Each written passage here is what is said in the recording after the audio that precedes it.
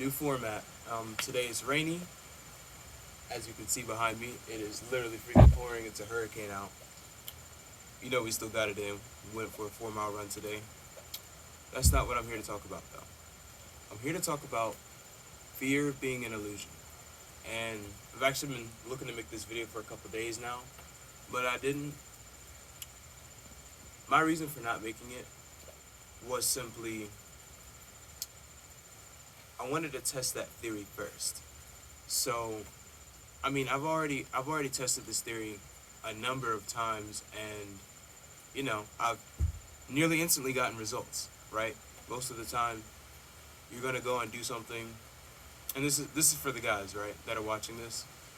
You'll have fear of talking to that one girl, and truthfully, your fear is lying to you. I mean, it is, right?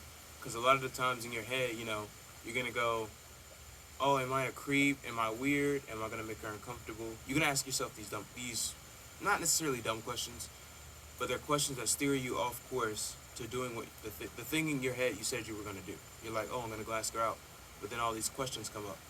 Will it be weird? Will I make her uncomfortable? The list goes on, right? For me, obviously, I've tested that theory a couple of different ways. I have asked a girl or two out before, but that wasn't really my main focus. My main focus was testing the boundaries of myself. So I did.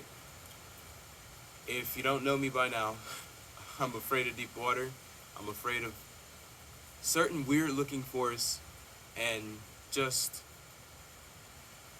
I'm human. So I got fears like everybody else. But for some reason, and it bothered me for so long, you know what I'm saying? Like, it put me in a mental position of, I don't think I can do it. I feel like there was a crossroad I had to get over to get to it. What in reality, what's really going on is it's just fear of the unknown. Most of the time, it's fear of the unknown. Most of the time, the thing you're fearing is because you don't have enough information to go in there knowing what's going to happen. So, like for me, I found a bridge, right? And under this bridge was a sort of, let's say 3 foot lake, had turtles, snakes, frogs, amphibians and whatnot in there.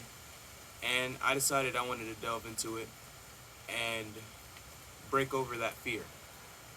Now, the true story, the ugly part of the story, was I did not just go straight into it. What actually happened, what really happened, was I stood in the dirt. Well, more like mud, right? More like mud. I stood there and I just looked at it for probably about 10 minutes, sitting there, walking around, picking up sticks, throwing, see how deep it is, sticking my leg in. Even that was scary. What I realized after I had finally got in, after I had finally done it, is two things. Number one, the fear was an illusion. I knew, well, I'm not going to say I knew I would come out of it, but more so, I was afraid of really nothing. I was just asking myself questions that I didn't need to ask. So, the other thing I learned was there are no rules. You can do whatever you want. A lot of times, some of your fear will come from you thinking there's a rule of some kind in place that's preventing you from doing it. When in reality, there's only consequences. There are no rules, there are just consequences. For example, say you meet a girl somewhere. The consequence of you walking up and talking to her is unknown. You don't know what's going to happen yet. But there's no rule to doing it, only consequences. Now, to further this rule for myself, a while back in April, I decided to run my first marathon. I don't know what came over me. I was afraid of doing it for some time. And truthfully, once it was finally over, I realized something that day. There's literally no point in being scared. Now, you can prepare yourself, you can inform yourself, you can do whatever it is you want to do. But truth be told, fear isn't even, hold on, there's something on my screen. Come on. I just zoomed in. Fear isn't real. So, I went and I ran this marathon by myself, 27 miles. and it's my longest run ever. I had ran 20 miles before, but for some reason, crossing over another 7 miles was difficult. Now, this particular day, it was fairly hot. I had no music, my headphones were dead, and I didn't sleep the best. Not good, but not bad. Good enough to jump out of bed and say, okay, I'm going to go and do this thing. Once I finally got done, my feet were messed up for like 2 weeks. Now, we've all heard of David Goggins, and I'll probably talk about him somewhat on this channel because I learned a lot from reading both of his books and hearing him speak.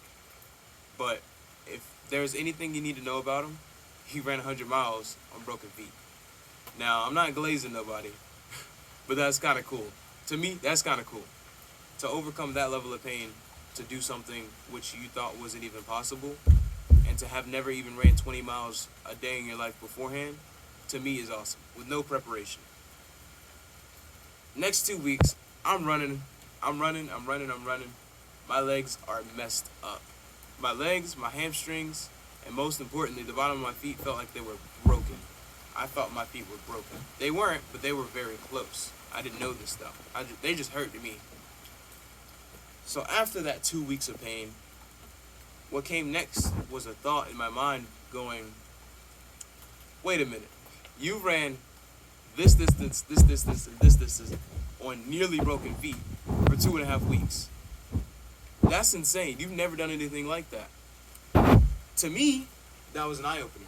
That was an eye-opener because I had the will, I had found the way. There was no fear behind it. I wasn't even hesitant to go and do it.